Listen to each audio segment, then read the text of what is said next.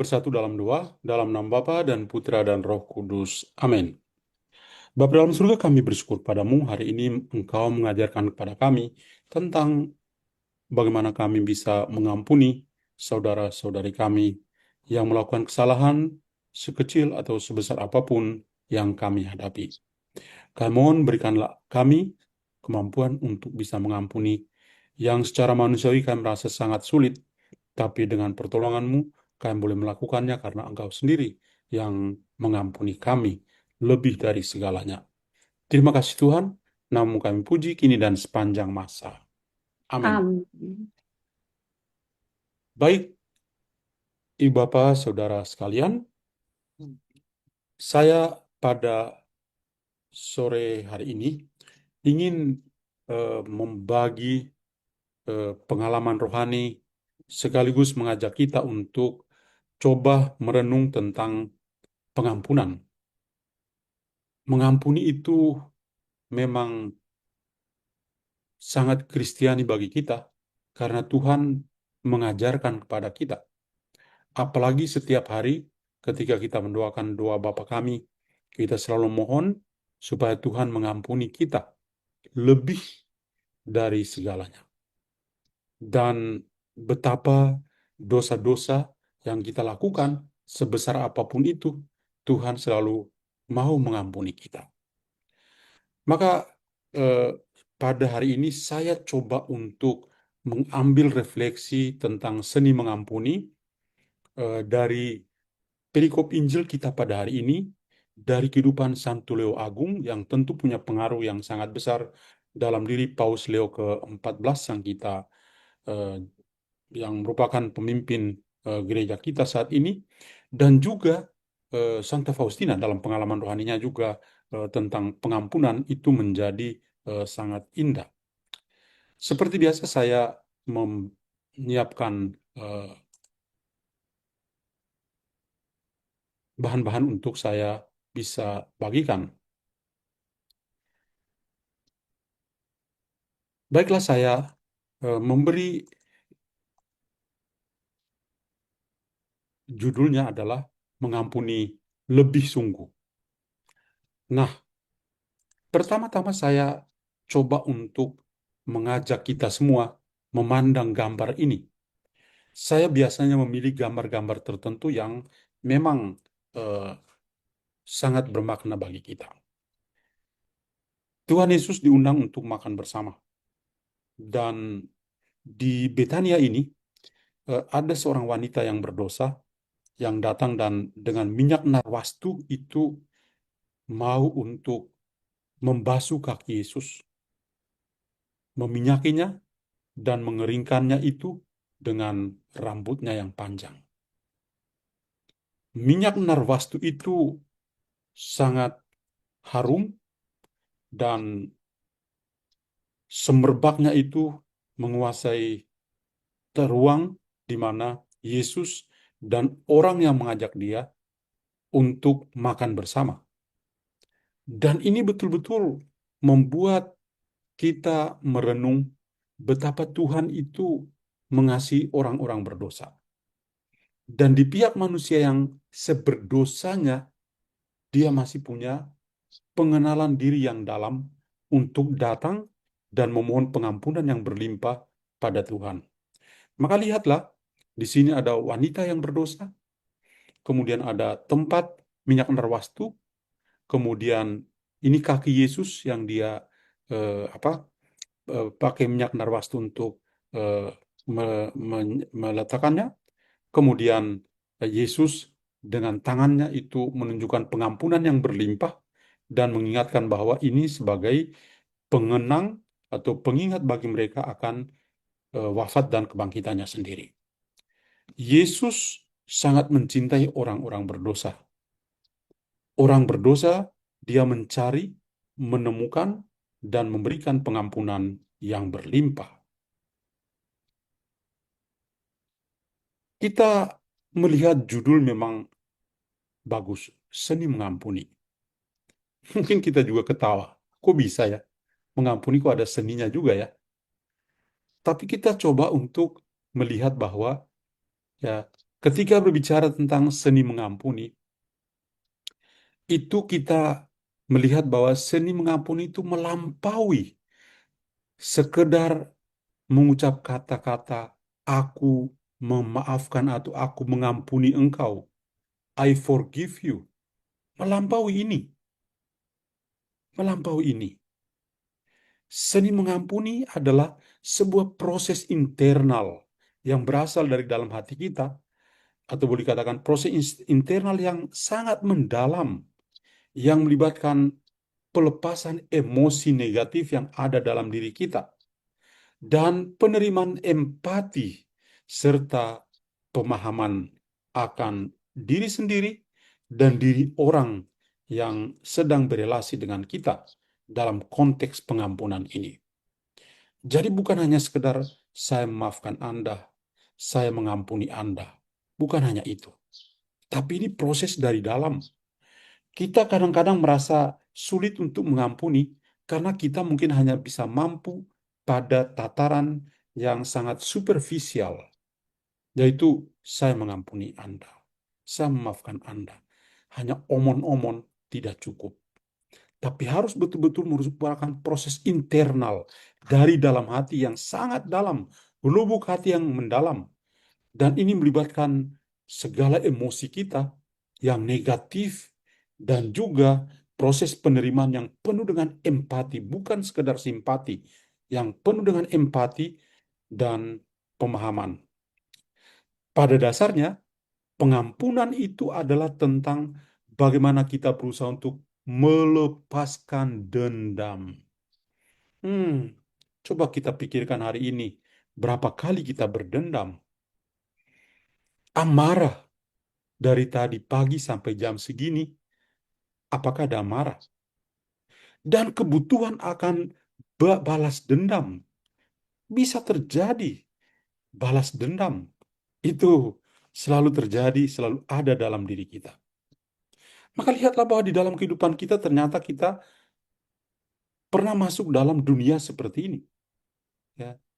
Bahwa untuk bisa mengampuni, itu tentang bagaimana melepaskan dendam kita.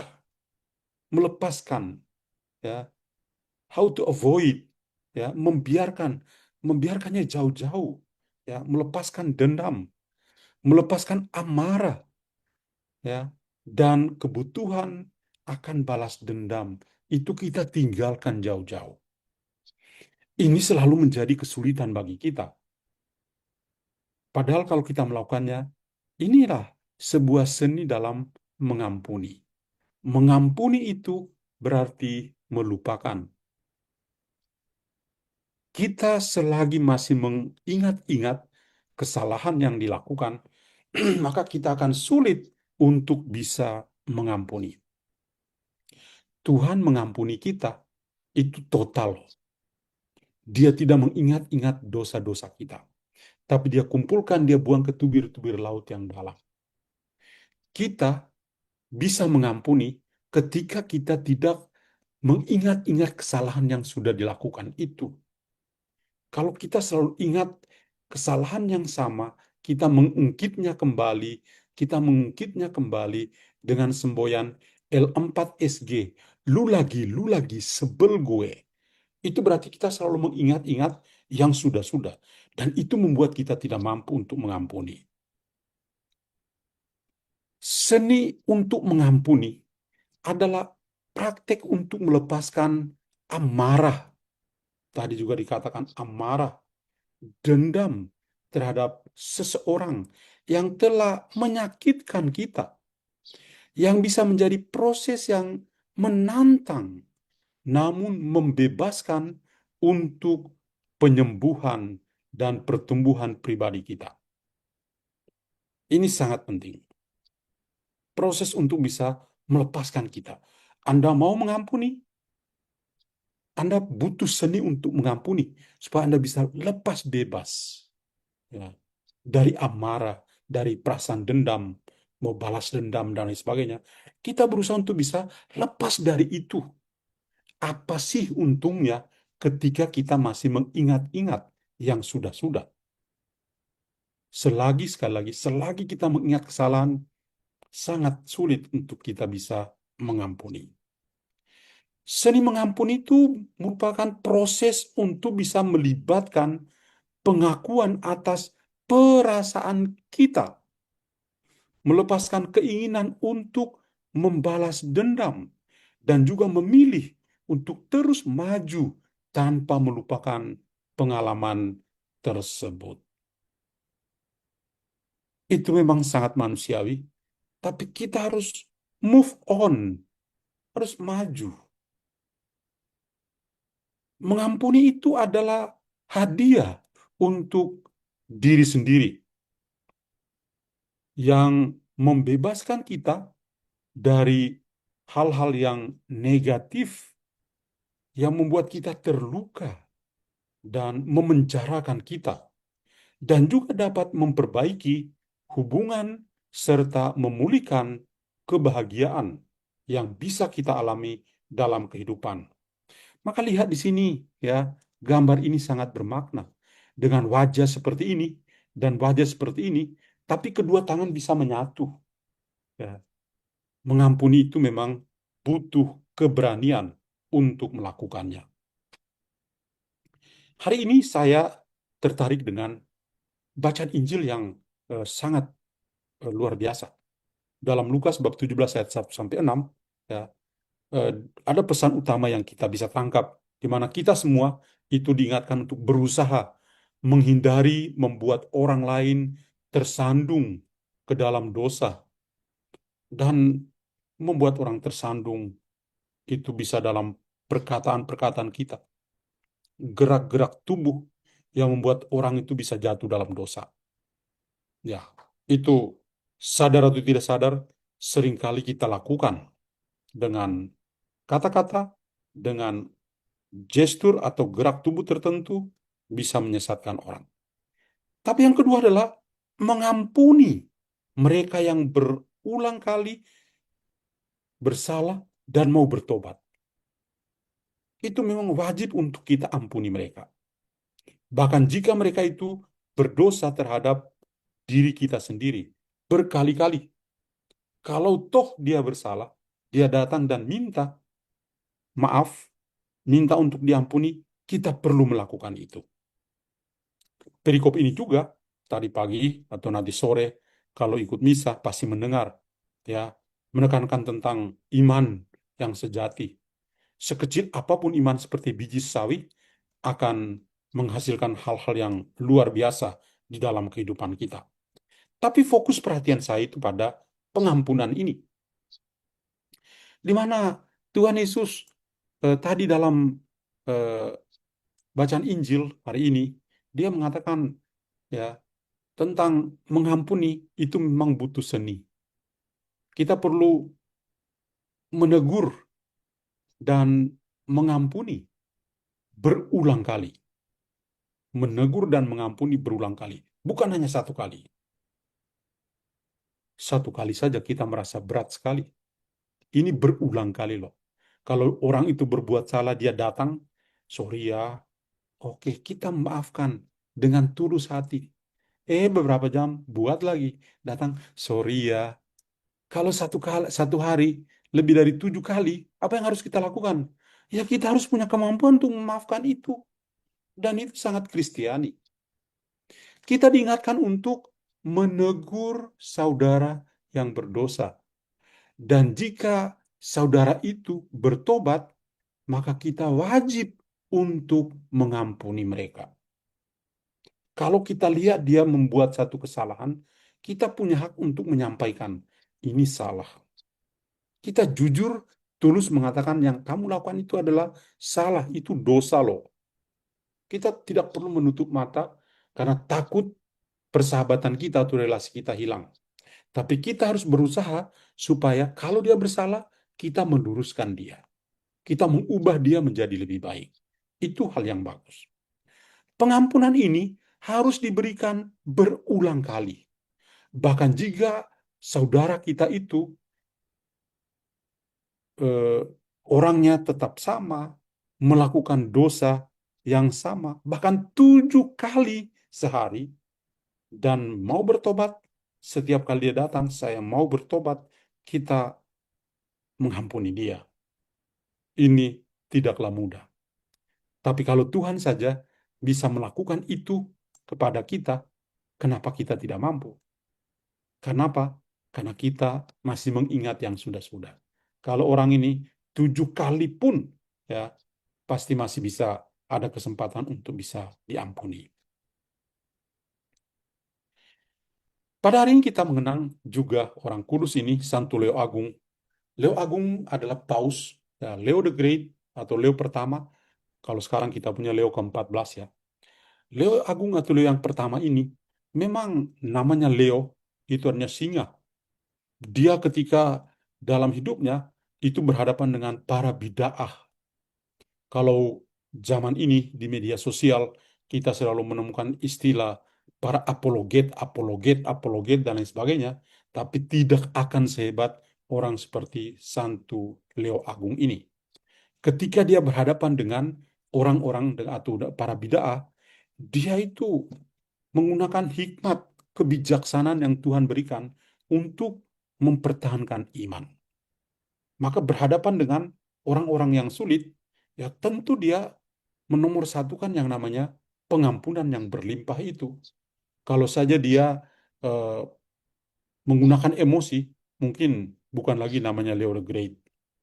Santo Leo Agung itu menekankan bahwa pengampunan adalah anugerah preemptif dari Allah, bukan sesuatu yang diperoleh melalui pertobatan. Pengampunan sejati adalah tindakan belas kasih yang membebaskan dari Allah sendiri. Allah yang mau membebaskan kita. Allah yang memberikan supaya kita mau berubah di dalam kehidupan kita. Maka Santo Leo Agung ketika kita melihat kehidupannya, meskipun berhadapan dengan para bid'ah, dia tetap menunjukkan hal yang sangat indah, yaitu karena dia mampu untuk mengampuni. Mari kita belajar dari Santa Faustina. Berbicara tentang pengampunan, Santa Faustina juga punya pengalaman-pengalaman tertentu, entah pengalaman dalam komunitas atau dalam penglihatan ketika berdialog dengan Yesus sendiri. Mari kita lihat misalnya dalam buku harian Santa Faustina nomor 390. Di sana kita membaca begini. Dia yang tahu memberi ampun, menyediakan bagi dirinya sendiri banyak rahmat dari Allah. Seberapa sering aku memandang salib, sesering itulah aku akan memberi ampun dengan segenap hatiku. Kalau tadi dalam konteks Injil, itu kalau 7 kali orang berdosa, kita harus mengampuni tanpa batas. Santa Faustina dalam 390 ini juga sebetulnya mengajarkan pada kita pengalaman tentang pengampunan tanpa batas itu. Ya, seberapa sering aku memandang salib, sesering itulah aku akan memberi ampun dengan segenap hati saya. Kalau kita tidak sering melihat salib, kita juga jarang untuk bisa memberi pengampunan. In cruce salus. Pada salib itu ada keselamatan. Ketika kita bisa mampu melihat salib, kita akan melihat betapa Tuhan itu mengampuni kita. Orang mengatakan begini, simbol dari cinta itu bukan hati. Karena hati itu bisa hancur ketika tubuh fisik kita ini hilang, mati. Semuanya akan hancur. Tapi simbol dari kasih adalah salib. Karena dia yang ada di salib itu tidak pernah berhenti untuk mencintai kita. Dia yang tersalib itu tidak pernah berhenti untuk mengasihi kita.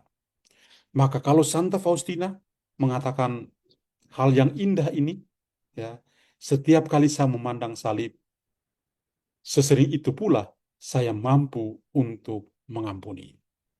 Maka sekali lagi, kenapa kita sulit untuk mengampuni? Karena kita jarang lihat salib. Jarang lihat salib. Kalau kita lihat salib, kita menghindar.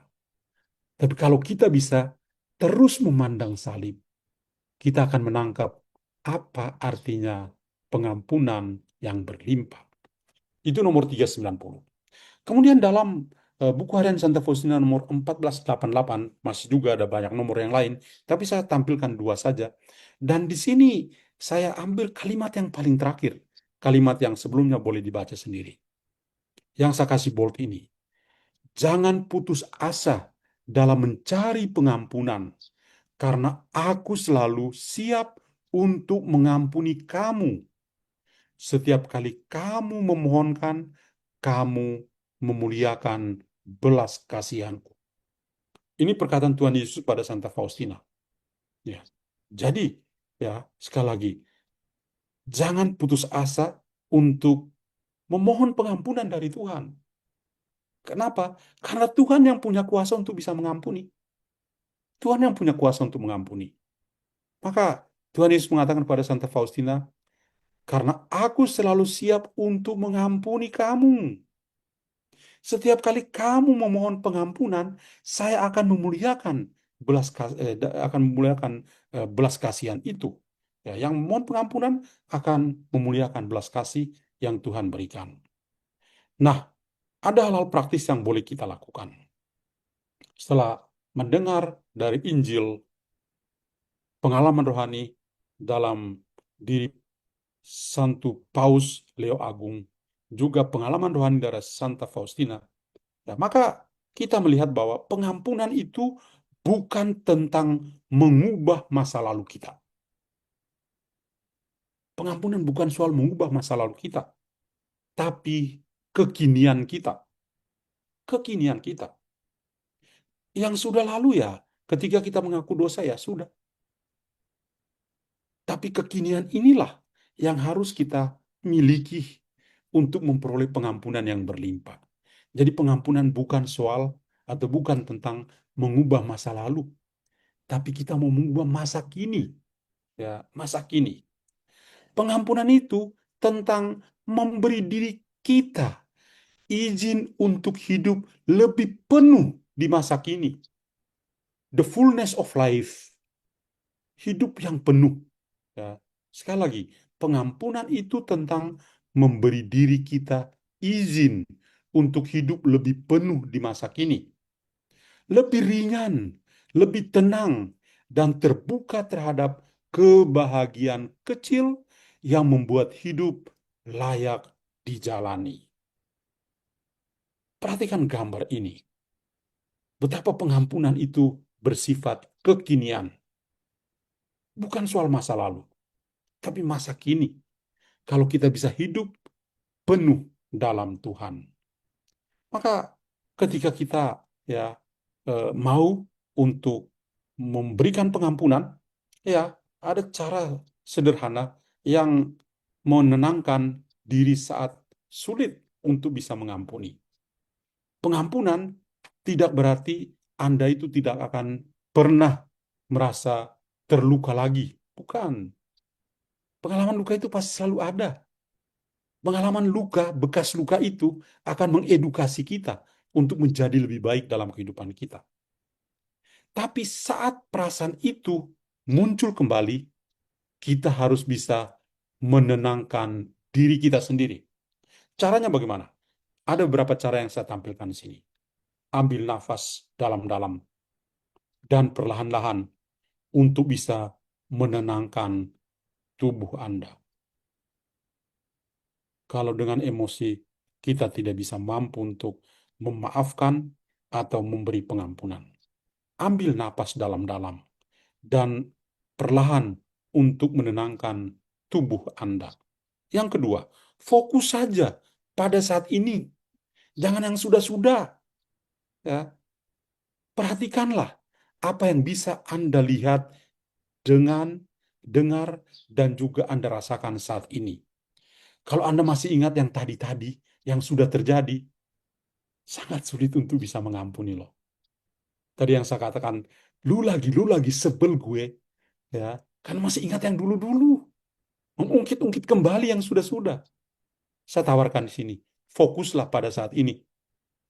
perhatikanlah apa yang bisa Anda lihat, dengar, dan rasakan saat ini. Yang ketiga, namai nama perasaan itu. Saya merasa terluka, saya merasa kecewa, saya merasa bahagia, saya bisa memaafkan. Itu ya perasaan yang muncul, yang kita rasakan, entah yang paling melukai kita, tapi juga membahagiakan ketika kita bisa mengampuni.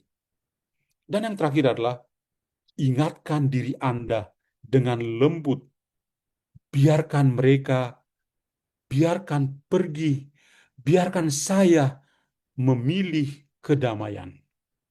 Nah, itu penting. Yang terakhir juga indah. Biarkan mereka. Sudahlah, yang terjadi sudahlah. Mari kita mulai yang baru. Kenapa harus ingat yang sudah-sudah? Biarkanlah. Maka di sini biarkanlah mereka. Biarkan itu pergi. Udahlah, udah. Saya perlu menjadi tenang.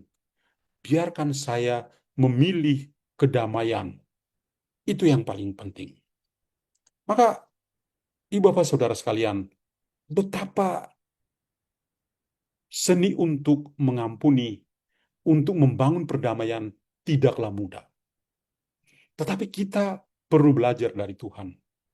Kalau Tuhan itu tidak mengingat-ingat kesalahan kita, mari kita berusaha untuk tidak mengingat-ingat yang sudah-sudah. Kalau kita mengampuni itu berarti kita melupakan betapa kita juga akan menjadi pribadi yang bebas, pribadi yang sungguh bahagia dalam kehidupan. Selagi kita tetap mengingat yang sudah-sudah, kita merasa yang masih terluka dan masih tetap membekas dalam hati kita terbelenggu dan kita tidak akan happy, tidak akan bahagia dalam hidup kita. Mari kita bersama-sama berdoa. Bapa dalam surga, kami bersyukur padamu hari ini Engkau mengingatkan kami kembali untuk siap mengampuni sebagaimana Engkau juga mengampuni kami. Pada hari ini kami belajar daripadamu. Engkau suka mengampuni. Engkau tidak mengingat-ingat kesalahan kami. Bantulah kami ya Tuhan.